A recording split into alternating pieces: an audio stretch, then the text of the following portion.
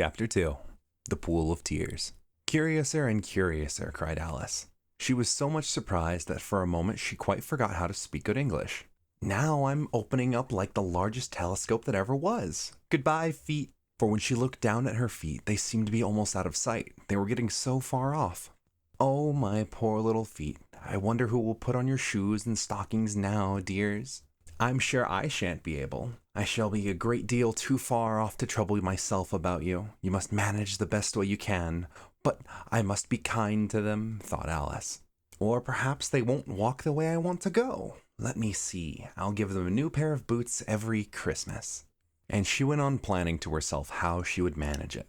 They must go by carrier, she thought, and how funny it will seem sending presents to one's own feet, and how odd the directions will look. Alice's right foot, Esquire, hearthrug, near the fender, with Alice's love. Oh dear, what nonsense I'm talking. Just then, her head struck against the roof of the hall. In fact, she was now more than 9 feet high, and she at once took the little golden key and hurried off to the garden door. Poor Alice. It was as much as she could do, lying down on one side, to look through into the garden with one eye. But to get through was more hopeless than ever. She sat down and began to cry again. You ought to be ashamed of yourself, said Alice. A great girl like you, she might as well say this, to go on crying in this way. Stop this moment, I tell you. But she went on all the same, shedding gallons of tears until there was a large pool all around her, about 4 inches deep and reaching half down the hall. After a time, she heard little pattering of feet in the distance, and she hastily dried her eyes to see what was coming. It was the White Rabbit returning, splendidly dressed with a pair of white kid gloves in one hand and a large fan in the other. He came trotting along in a great hurry, muttering to himself as he came, "Oh, the Duchess! The Duchess! Oh, won't she be savage if I kept her waiting?" Alice felt so desperate that she was ready to ask help of anyone, so when the rabbit came near her, she began in a low, timid voice, "If you please, sir." The rabbit started violently, dropping the white kid gloves and the fan, and then scurrying away into the darkness as hard as he could go. Alice took up the fan and gloves, and as the hall was very hot, she kept fanning herself all the time as she went on talking. Dear, dear, how queer everything is today, and yesterday things went on just as usual. I wonder if I've been changed in the night. Let me think, was I the same when I got up this morning? I almost think I can remember feeling a little different. But if I'm not the same, the next question is, who in the world am I?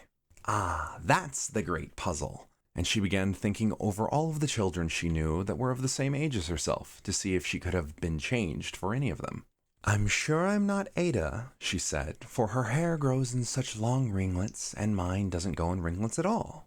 And I'm sure I can't be Mabel, for I know all sorts of things, and she knows such very little. Besides, she's she, and I'm I. Oh dear, how puzzling it all is. I'll try if I know all the things I used to know. Let me see. 4 times 5 is 12, and 4 times 6 is 13, and 4 times 7 is... oh dear. I shall never get to 20 at that rate. However, the multiplication table doesn't signify. Let's try geography. London is the capital of Paris, and Paris is the capital of Rome, and Rome is... wait, no, that's all wrong, I'm certain. I must have been changed to Mabel. I'll try and say, how doth the little... And she crossed her hands on her lap as if she were going to say lessons and began to repeat it. But her voice sounded hoarse and strange, and the words did not come the way they used to. How doth the little crocodile improve his shining tail and pour the waters of the Nile on every golden scale? How cheerfully he seems to grin, how neatly spread his claws, and welcome little fishes in with gently smiling jaws. I'm sure those are not the right words, said poor Alice, and her eyes filled with tears again as she went on. I must be Mabel after all, and I shall have to go and live in that poky little house and have next to no toys to play with. Oh, and ever so many lessons to learn. No. I've made my mind up about it. If I'm Mabel, I'll stay down here. It'll be no use putting their heads down and saying, "Come up again, dear." I shall only look up and say, "Who am I then? Tell me that first, and then, if I like being that person, I'll come up." If not, I'll stay down here till I'm somebody else." "But, oh," cried Alice with a sudden burst of tears. "I do wish they would put their heads down. I'm so very tired of being all alone here." As she said this, she looked down at her hands and was surprised to see that she had put on one of the rabbit's little white gloves while she was talking. "How can I have done that?" she thought. "I must be growing small again." She got up and went to the table to measure herself by it, and found that, as nearly as she could guess, she was now about 2 feet high, and was going on shrinking rapidly. She soon found the cause of this. It was the little fan she was holding. She dropped it hastily, just in time to avoid shrinking away altogether. "That was a narrow escape," said Alice, a good deal frightened at the sudden change, but very glad to find herself still in existence. "And now for the garden," and she ran with all speed back to the little door. But alas, the little door was shut again, and the little golden key was lying on the glass table as before. "And things are worse than ever," thought the poor child, "for I was never so small as this before. Never, and I declare it's too bad that it is." As she said these words, her foot slipped, and in another moment, splash, she was up to her chin in salt water. Her first idea was that she had somehow fallen into the sea. "And in that case, I can go back by railway," she said to herself. Alice had been to the seaside once in her life, and come to the general conclusion that wherever you go on the English coast, you find a number of bathing machines in the sea, some children digging in the sand with wooden spades, then a row of lodging houses, and behind them a railway station. However, she soon made out that she was in a pool of tears, which she had wept when she was 9 feet high. "I wish I hadn't cried so much," said Alice, as she swam about, trying to find her way out. "I shall be punished for it now, I suppose, by being drowned in my own tears. That will be a queer thing, to be sure. However, everything is queer today." Just then, she heard something splashing about in the pool a little way off, and she swam nearer to make out what it was. At first, she thought it must be a walrus, or a hippopotamus, but then she remembered how small she was now, and soon she made it out that it was only a mouse that had slipped in like herself. "Would it be of any use now," thought Alice, "to speak to this mouse? Everything is so out of the way down here that I should think very likely it can talk. At any rate, there's no harm in trying." So she began. "Oh, mouse, do you know the way out of this pool? I'm very tired of swimming about here, oh mouse." Alice thought this must be the right way of speaking to a mouse. She had never done such a thing before, but she remembered having seen it in her brother's Latin grammar. A mouse. Of a mouse. To a mouse.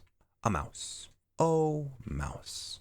The mouse looked at her rather inquisitively, and seemed to wink at her with one of its little eyes, but it said nothing. "Perhaps it doesn't understand English," thought Alice. "I dare say it's a French mouse, come over with William the Conqueror." For, with all of her knowledge of history, Alice had no very clear notion how long ago anything had happened. So she began again. "Où est mon chat?" which was the first sentence in her French lesson book.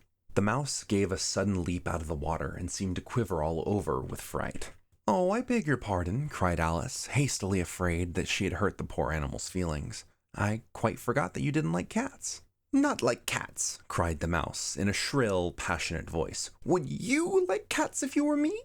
"Well, perhaps not," Alice said in a soothing tone. "Don't be angry about it. And yet, I wish I could show you our cat Dinah. I think you'd take a fancy to cats if you could only see her. She's such a dear, quiet thing." Alice went on, half to herself as she swam lazily in the pool. "And she sits purring so nicely by the fire, licking her paws and washing her face.